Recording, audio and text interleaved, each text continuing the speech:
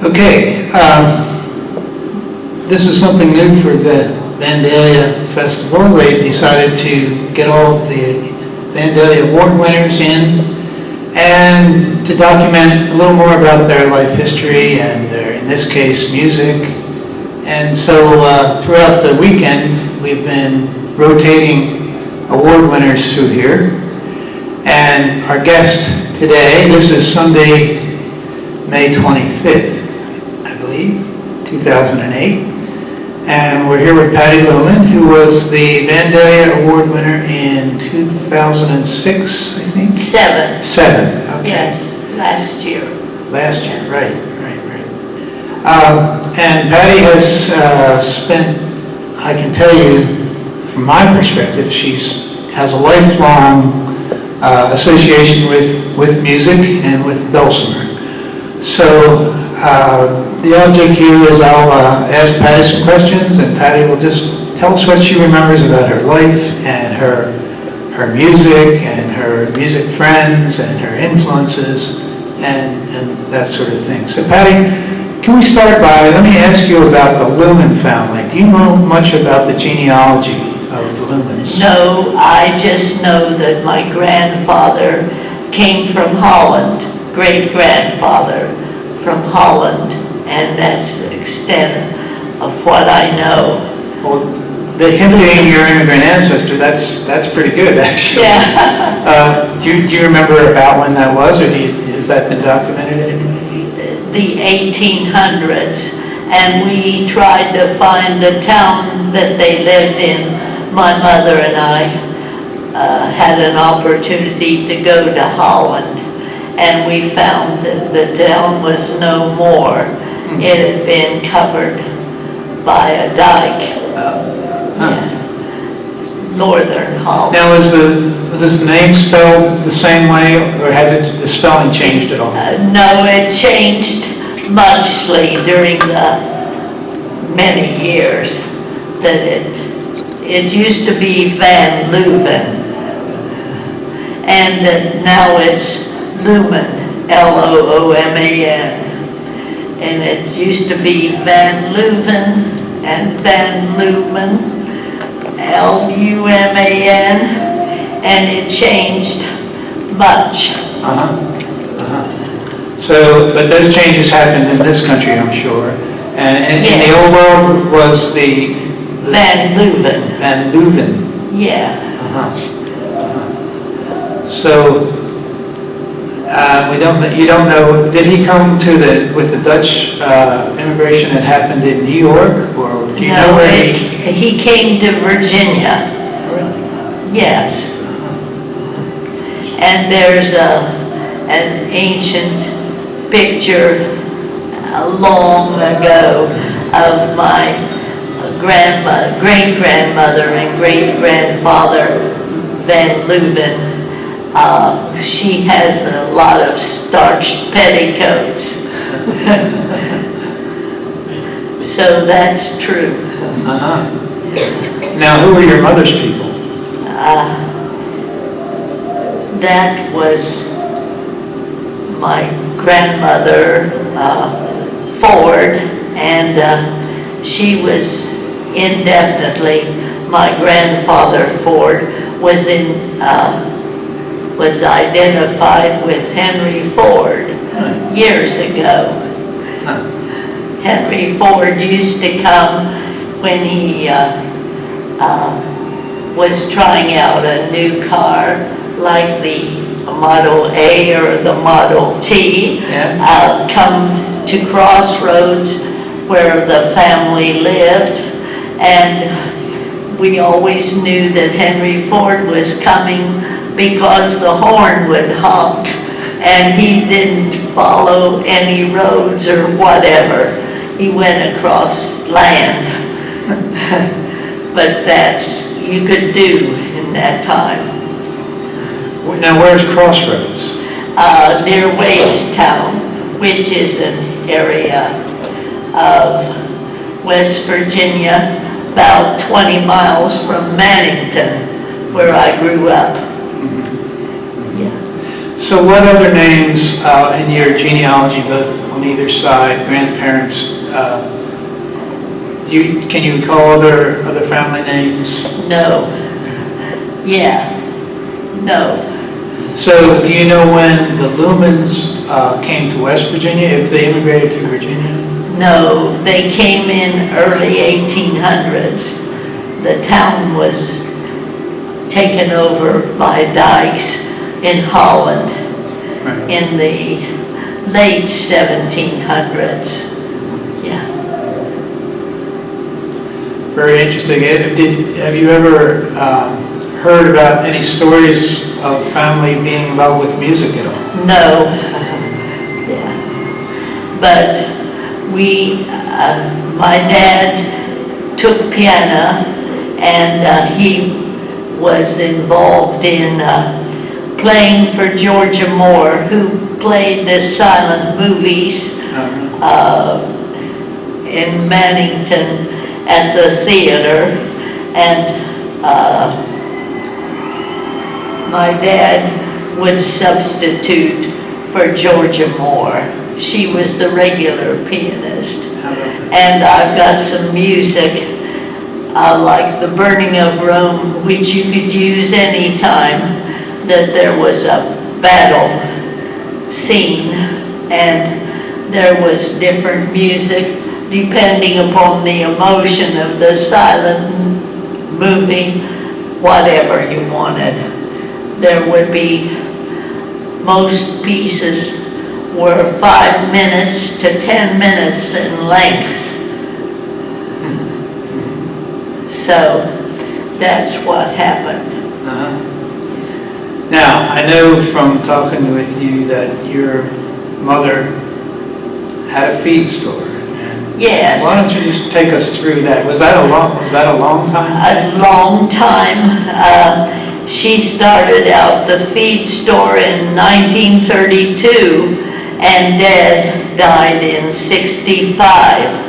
And so my brother Joe came into being and managing the feed store. And Mom used to say that the bread and butter was the selling of the feed, selling of the feed, and the cake was what my brother did, was he went to buy used tractors.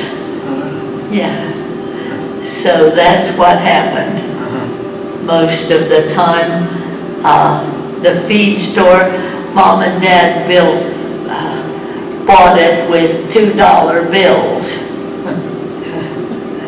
They saved their money, and so it was a feed store before your parents had it? Yeah, no, it was a property that nobody used it anymore. The old Bell Purchase was what it was called.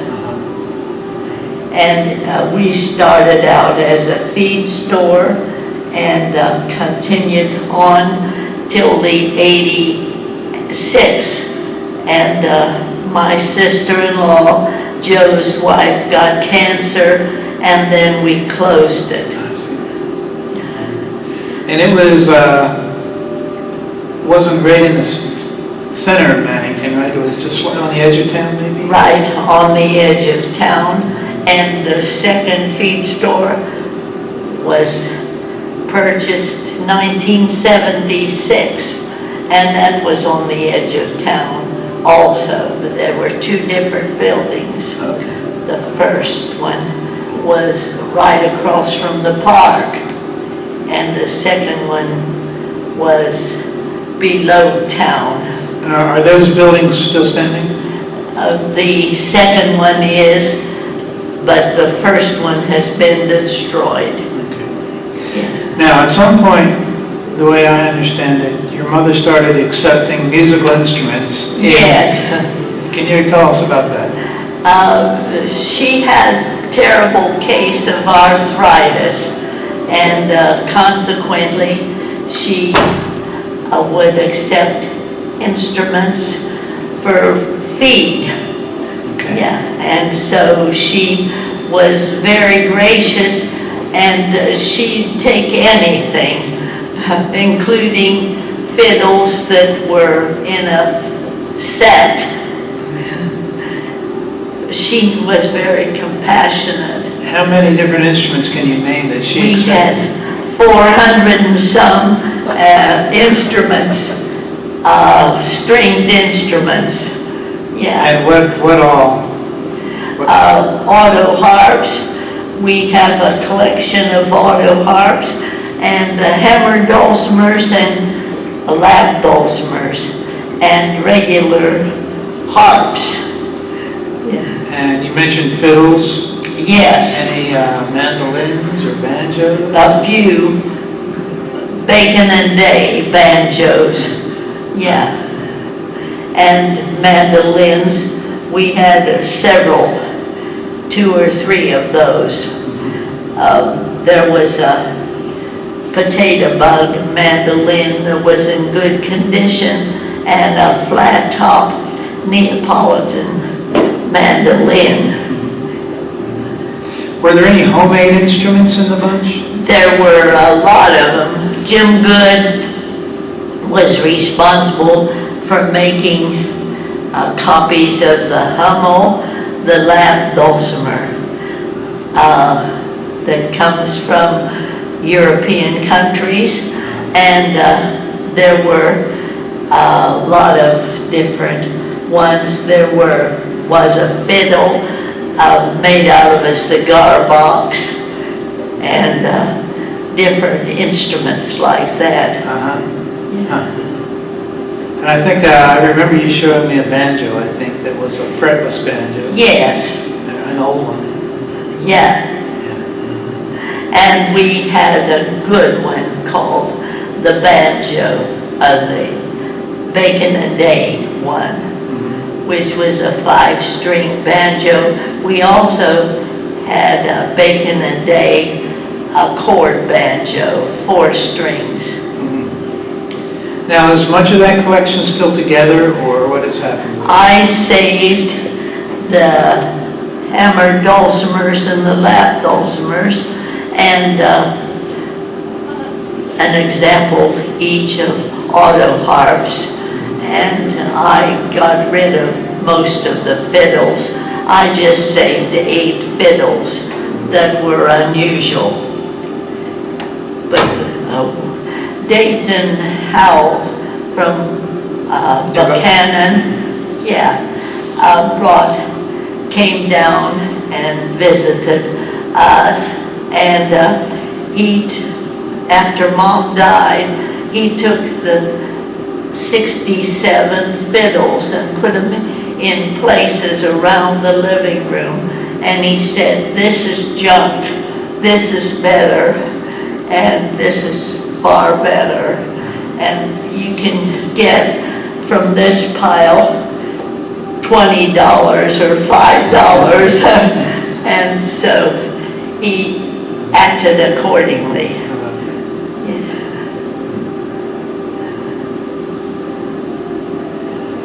And the one thing I don't know much about, and maybe we could, I've seen your hammer dulcimers, and we've talked about your lap dulcimers, but your hammer dulcimers are of interest because there's some very unusual older instruments.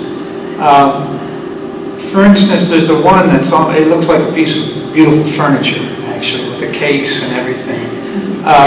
You know, what's the history on that one? You know? Jim Good bought it for Mom at a estate sale in Pennsylvania. And it's of, what is it, fruit wood or whatever. It's got wonderful legs on it, and it's very playable. And you tune it with gas keys. With gas keys? Yeah, that's how we used to tune our dulcimers.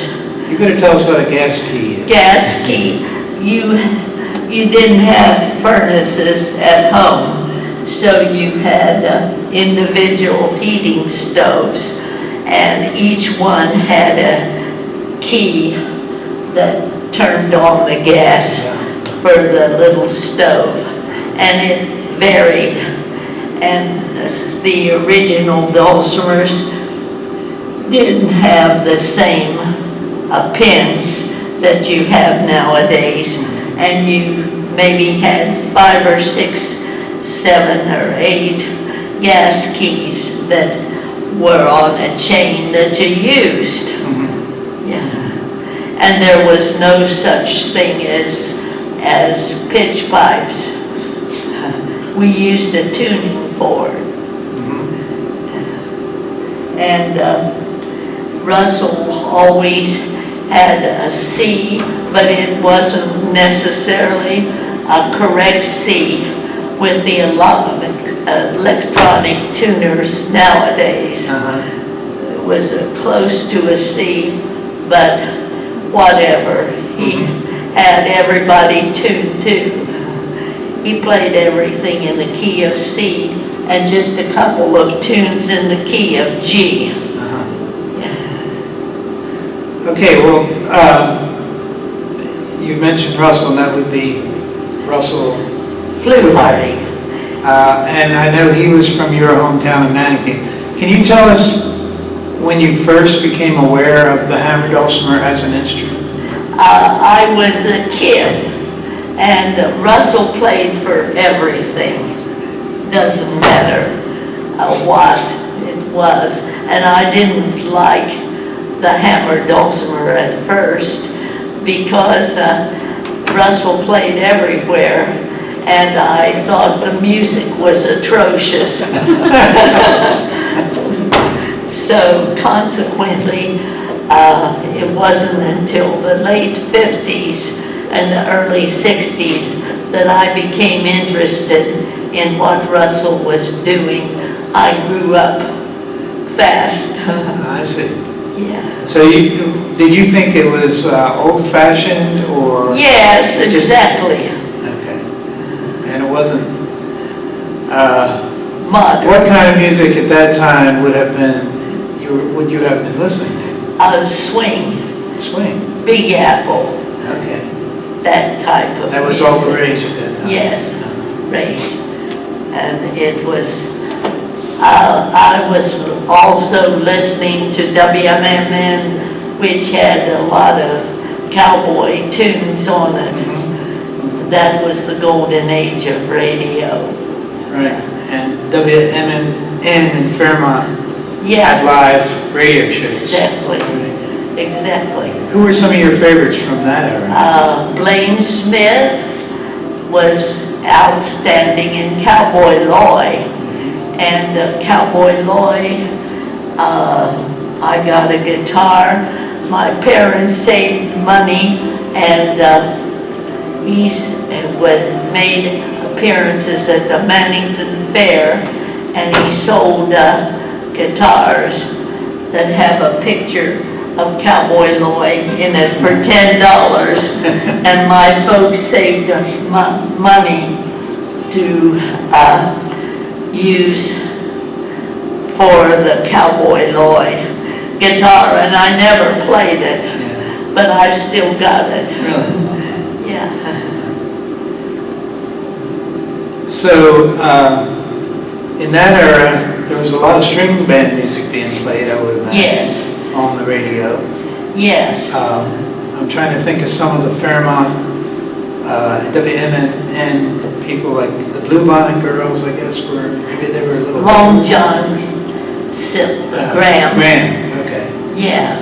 And Cherokee Sioux, and there were lots at that time.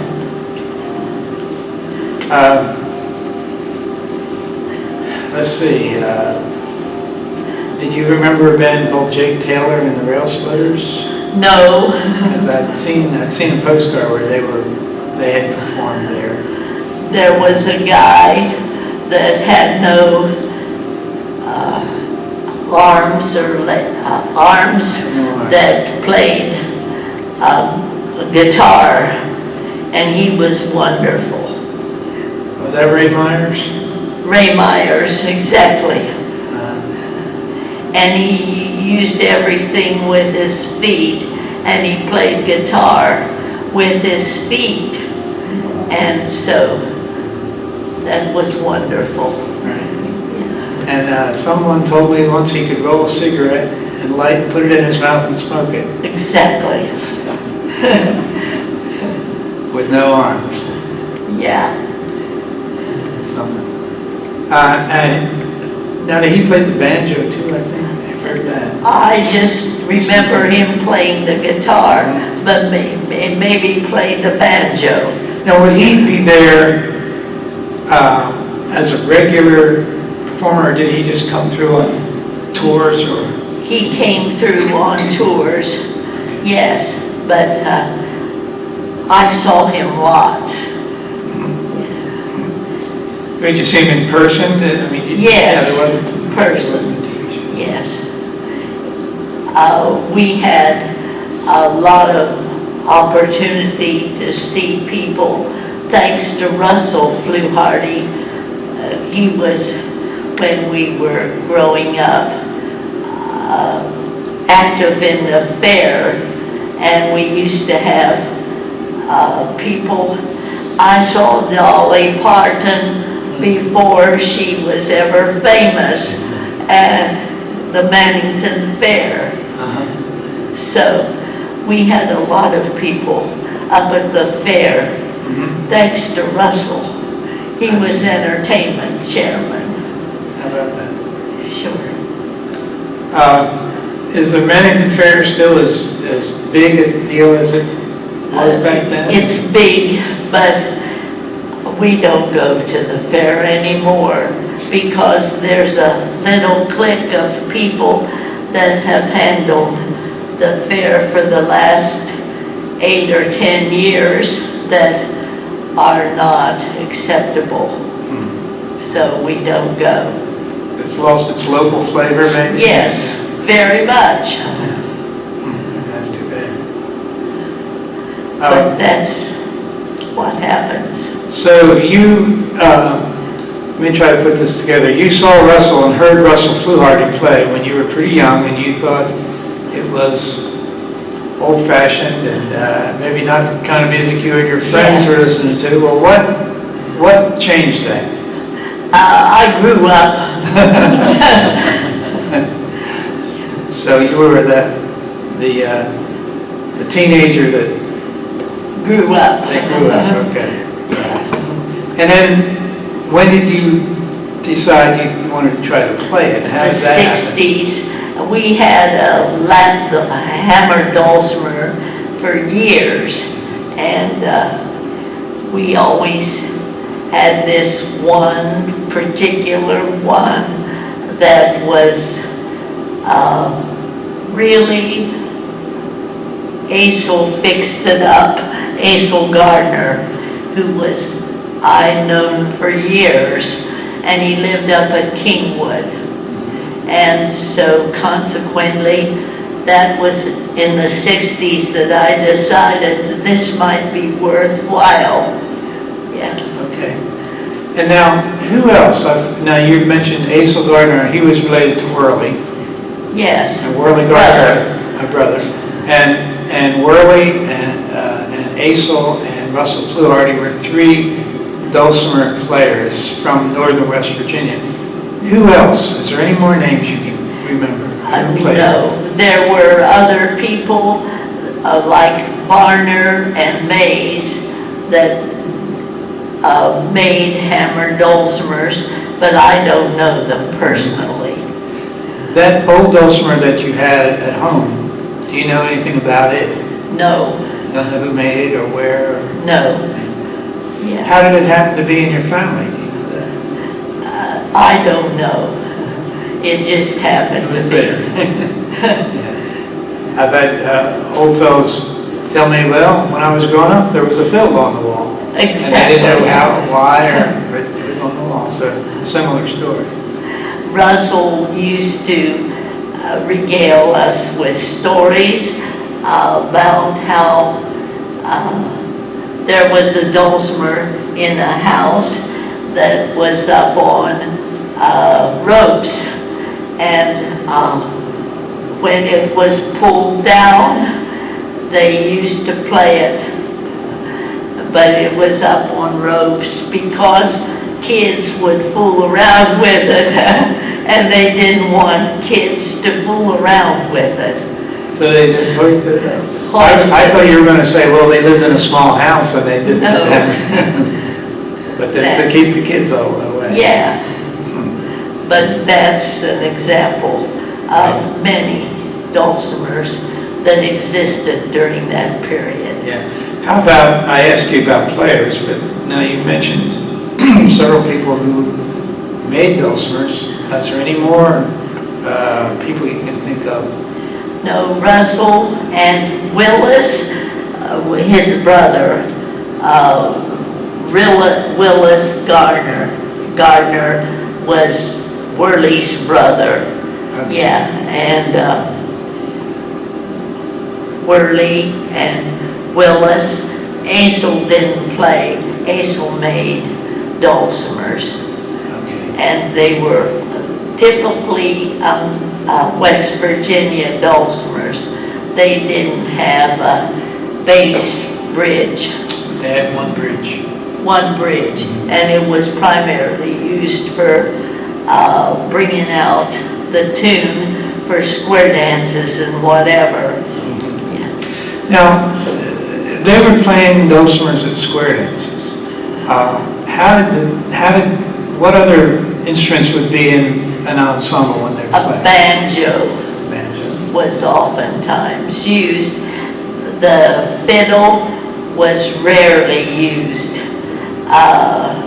because hammered dulcimers took the place of the fiddle by playing the melody. Okay. So consequently, that's what was used.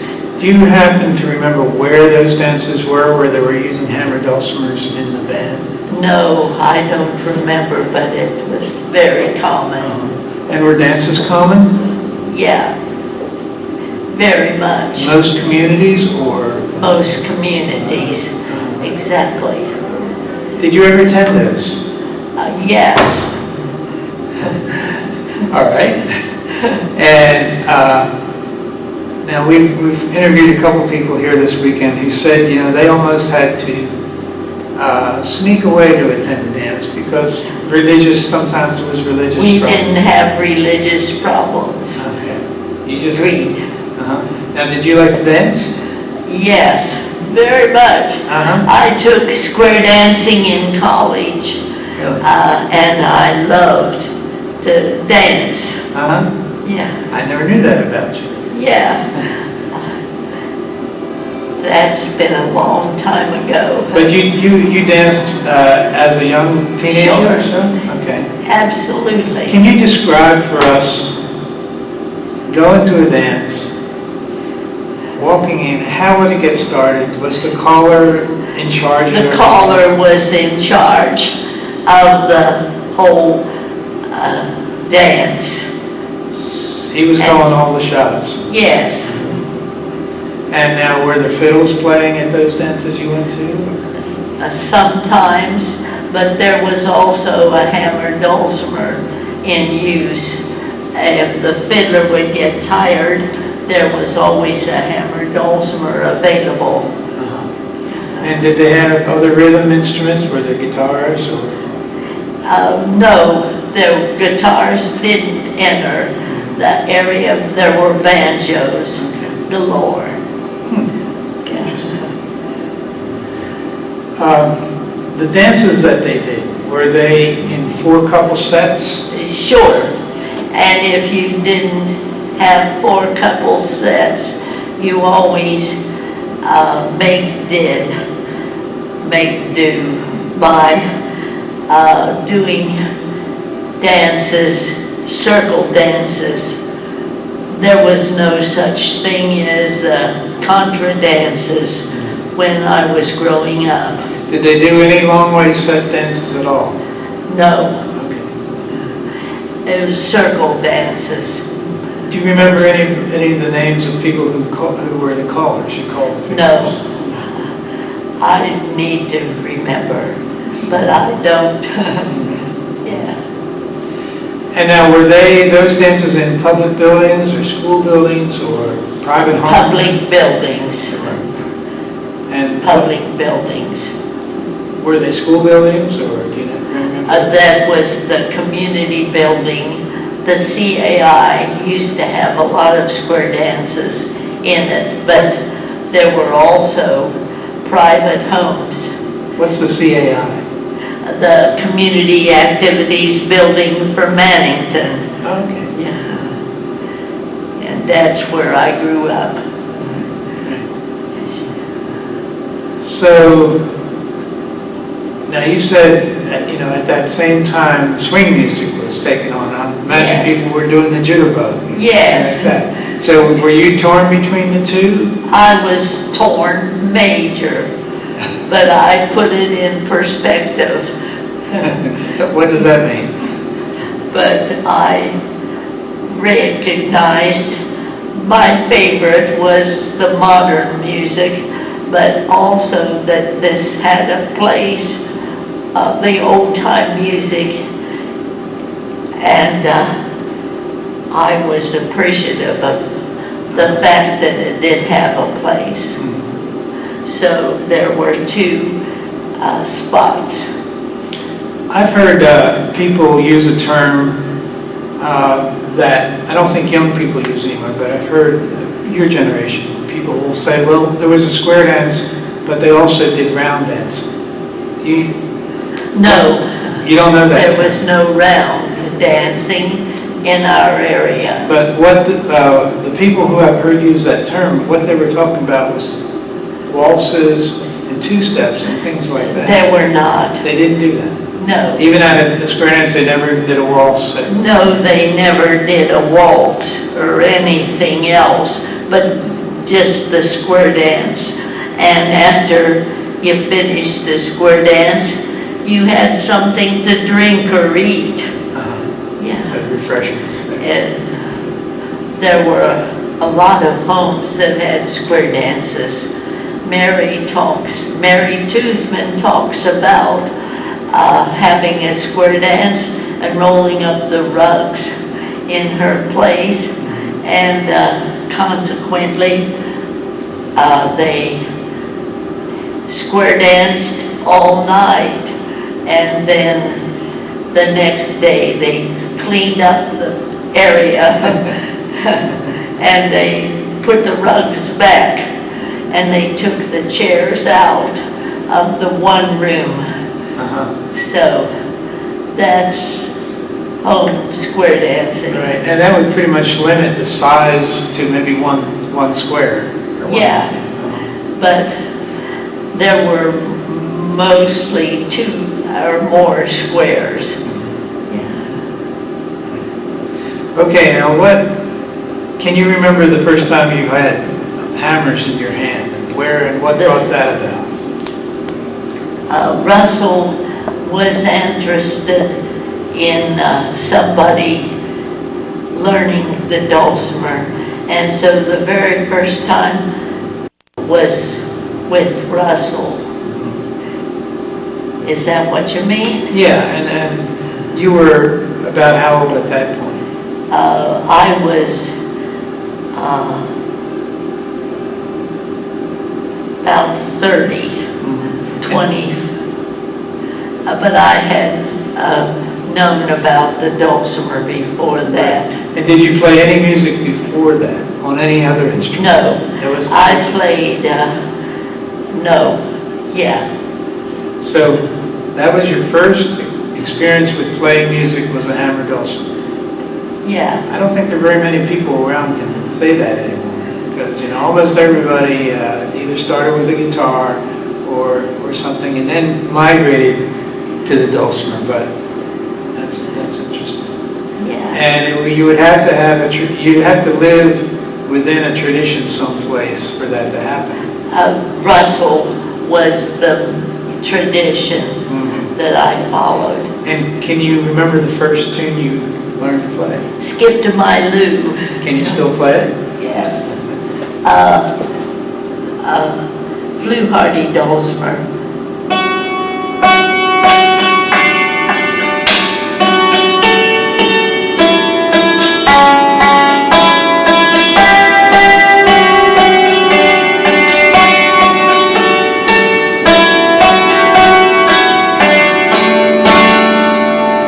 That's Skip My Lou. But Russell always played it in the key of C. And he just had 3 places he could get harmony.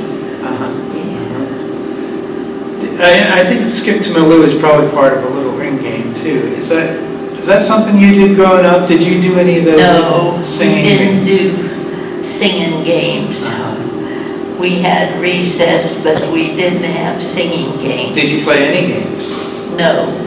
Not even Fox and Goose? No. Russell was really interested in Fox and Goose. Yeah, and he made some board games relating to the Fox and Geese. Right. Yeah. Right.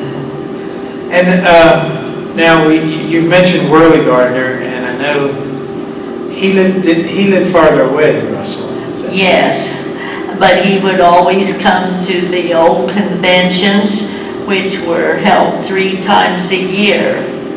And what was the convention there? Dulcimer Convention, which we only had 5 to start out. And where were they held? They were held in people's homes, and finally they were held in the summer at the West Virginia Room. West Virginia Room? And the Mannington Fairgrounds. Oh, okay. And so that's where the conventions were held while the fair was going on? No, A different it time was of year? in the July, in the summer. And about what date was that, and who was coming to those? The 60s, and I would go in the summer. Yeah. Okay. And there'd be many players, or just a few No, players? there were just a few. There were 5 of us to start out, and Worley and Russell would play the hammer dulcimer, and I played, but we would start with just 5, but it grew to maybe 30 or 40 By when? by 10 or 15 years. And that's sort of when the dulcimer was starting to come out into the open. More people were. Exactly. I remember, I think it was about 1970 or so, the first time I ever saw one. Yeah. And I'm sure right around that time is when it was, because of what they call the folk revival, I guess, and folk music was kind of brought to About 60 was the Right. time. And many people, would you have ever guessed back then that now there would be hundreds and hundreds of dulcimer players all over? I don't remember, but there were just such a few people. And we meet up at Metz, at Ralph Camel's, or whatever. Up at where? Metz, which is a little town from Mannington, north of Mannington. And Ralph Camel made dulcimers like Russell Fluharty made. I've got a Ralph Camel dulcimer. It was longer than Russell's, but it had the same playing ability that Russell had. So that's another name of another maker in the area. Was he in Marion County? Yes, he lived up near Metz. And the Fluhardys also had a fiddling tradition. Yes, Can you tell us about that? I don't know about that, But they, but I knew they had a Yeah. fiddling tradition. and I know at least in recent years, you became really interested in fiddling and fiddle tunes to play on the dulcimer. Yeah, very much so.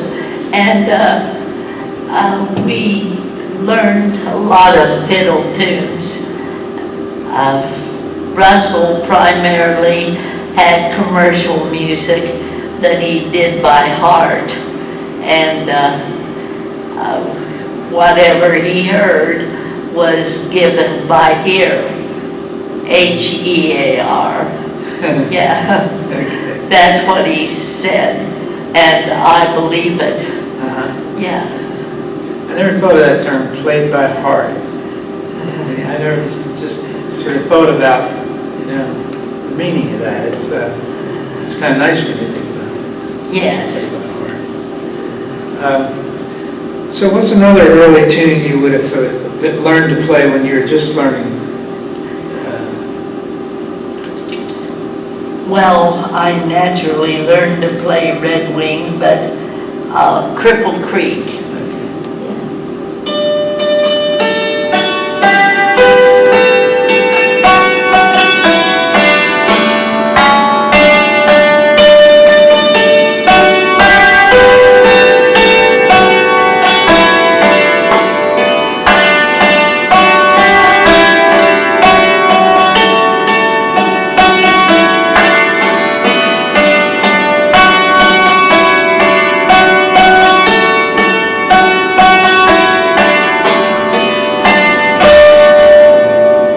That's another one that we learned to play. And we've got a lot of people nowadays that are interested in continuing. Right, I don't know. How many people, if you were to take a guess, have you taught to play? 50 or 60. Wow. I just have worked with, currently working with.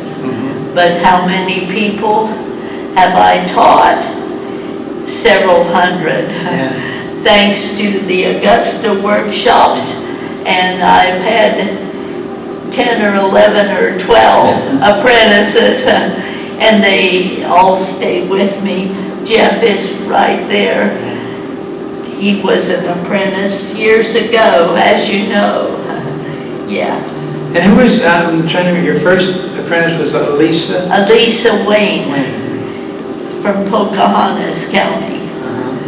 And she plays a little bit, but she was real active in promoting the dulcimer over there. And So it's spreading out. yes. And some of your other, I know Lynette was an early one, and Pat Harper was an early Yes. one. And Junior, who still comes every Wednesday afternoon after I finish at Fairmont. You're teaching at Fairmont now? Yes, at Central Methodist Church. And I got 3 hammer dulcimers that start at 8:15, and I live in Morgantown now. But 10 o'clock, I've got about 16 lap dulcimers. And the afternoon, I work with the Waukewians. They have their own Monday night, but they meet on their own. Yeah. And I'm sorry. I didn't mean to cut you. we go, Junior comes after work on Wednesdays. Now, you have quite a collection of lap dulcimers, probably the best collection in the state. What do you know about lap dulcimer makers from northern West Virginia? Very little. But I know you can, in fact, I think you told me you had some related relatives who... Ashcraft used to make them over near Joetown, which is an area out of Mannington. And he didn't want to divulge how he made them or whatever. When was he active making them? He was active in the 60s and the 70s. Yeah. But how about some of the older ones that you have? Have you been able to, do you know who made some of those older ones? I know you have the Huntington dulcimers, but I think you also have dulcimers that were made in northern West Virginia. Yeah. I've got several, but I forget. but I've got a lot of different dulcimers that are related to northern West Virginia. Right. And The interesting one that I can think of is the one that has that 1814 scratched on the peg head, and you have no way of knowing. no, and Ralph Lee Smith, I took it to Ralph Lee Smith, and he couldn't document it, and he said that was it. So it's undocumentable. Right, right. But it's sure an interesting instrument. And I guess the thing that interests me, we know about the dulcimer tradition in Huntington, the maker who was making them early on, Charles Pritchard. But we don't know anything about older northern West Virginia dulcimer makers, lap dulcimer makers. But I know that Ashcraft was making dulcimers years ago. And he made them before 1960 as well. So possibly before there was a national revival of the instrument. Yes, exactly. That's the interesting thing. You have to get back before a certain date when you know that there was really a community tradition. It wasn't influenced from the national revival of folk Yeah. music. Exactly. And I know you have several dulcimers that predate the national revival. And to find out who was making those and where that tradition existed exactly. I just need to review Yeah, you have told me a lot about them when I visited, and I did over record the that. years. Yeah. Yes. So. Well, do you have another tune for us? It's time, isn't it?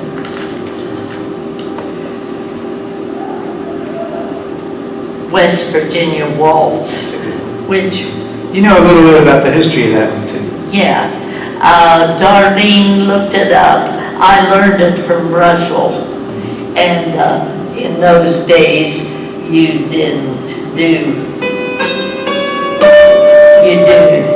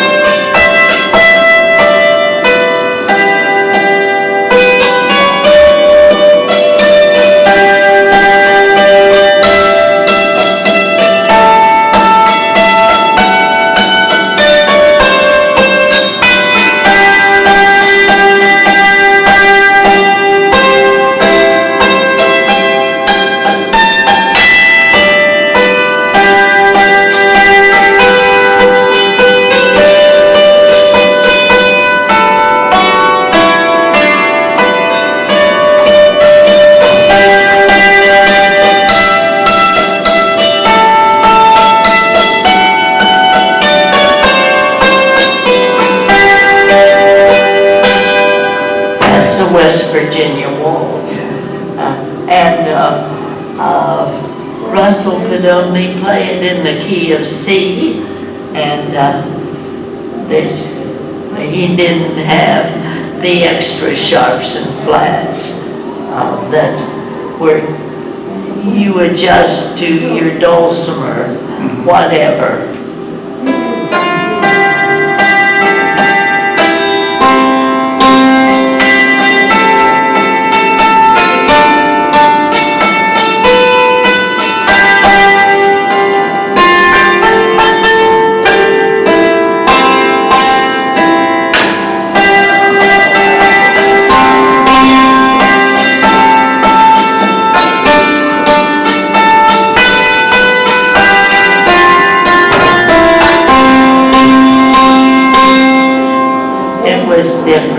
Right, so you had to alter the melody just a little bit, Yes, depending on what you had to work with. exactly.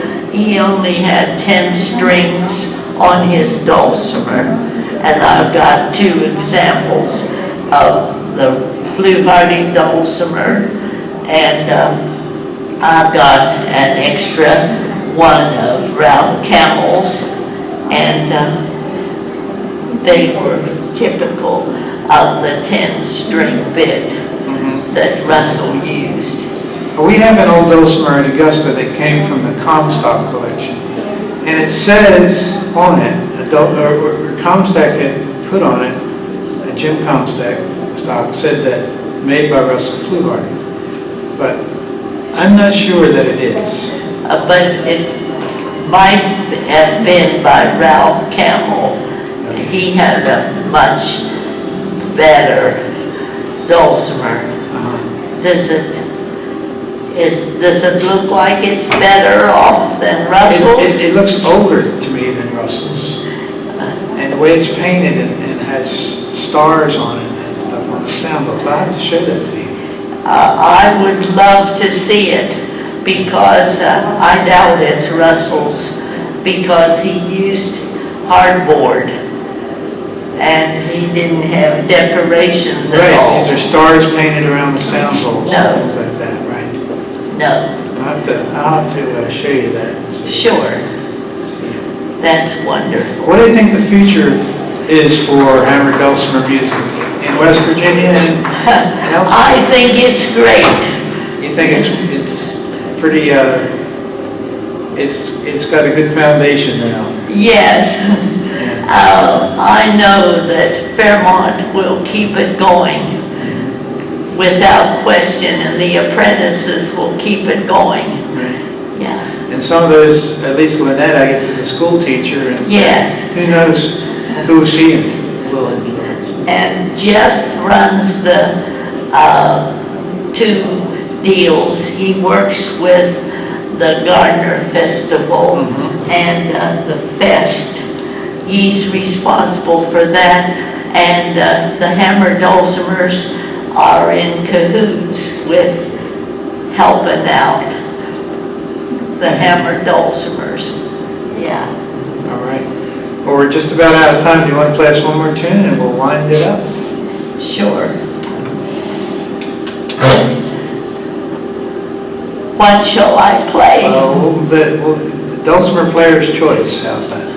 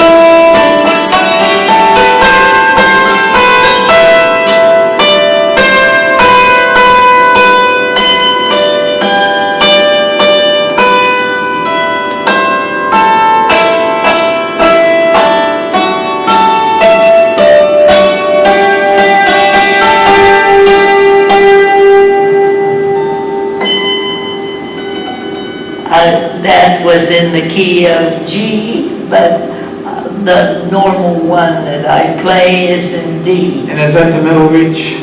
the Ozark Waltz. But I can play the Middle Ridge Waltz.